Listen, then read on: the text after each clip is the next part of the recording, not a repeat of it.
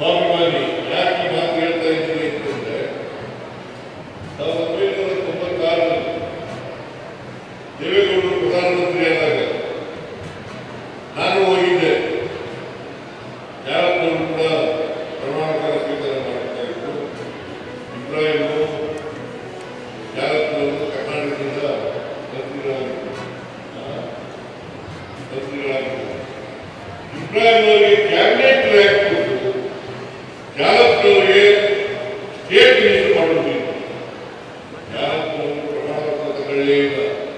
ಅಲ್ಲಿನೇ ರಾಜೀನಾಮೆ ಕೊಟ್ಟು ನಾನು ಪ್ರಮಾಣಪತ್ರ ತಗೊಳ್ಳಲ್ಲ ಅಂತ ಹೇಳಿ ಅಲ್ಲಿ ಕೊಟ್ಟು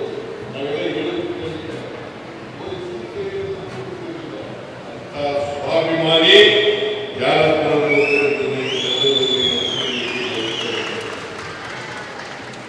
ಒಂದು ಪುಸ್ತಕ ನೇರ ನಿಷ್ಠುರ ನಡೆಯ ಹೃದಯವಂತ RL ಜಾಲಪ್ಪ ಅನ್ನುವಂಥ ಒಂದು ಜೀವನ ಕಥಾನಕದ ಪುಸ್ತಕವನ್ನು ಇವತ್ತು ಲೋಕಾರ್ಪಣೆ ಮಾಡಿದ್ದಾರೆ. ಆ ಲೋಕಾರ್ಪಣೆಯನ್ನು ಮಾಡಿ ವಿಶೇಷವಾಗಿ ಜಾಲಪ್ಪನವರು ಮತ್ತು ಅವರ ಬದುಕಿನ ಒಡನಾಟಗಳ ಬಗ್ಗೆ ಇವತ್ತು ಭಾಳ ವಿಶದವಾಗಿ ಸಭೆಯಲ್ಲೂ ಕೂಡ ಮಾತನಾಡಿದರು.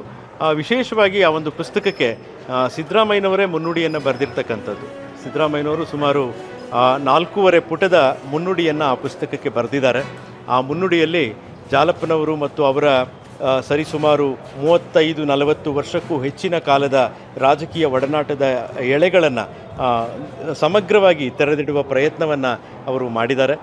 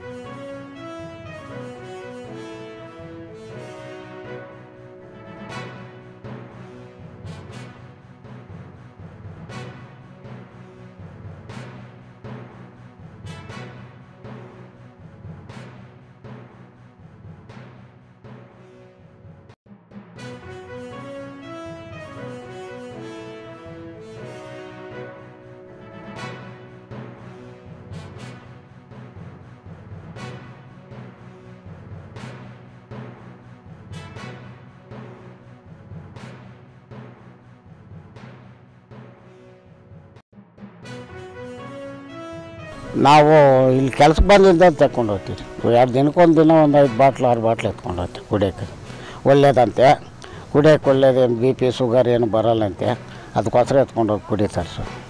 ಮಳೆ ಸೀಸನಲ್ಲಿ ಮಳೆ ಬಂದಾಗ ಅಂತೂ ತುಂಬ ಚೆನ್ನಾಗಿರುತ್ತೆ.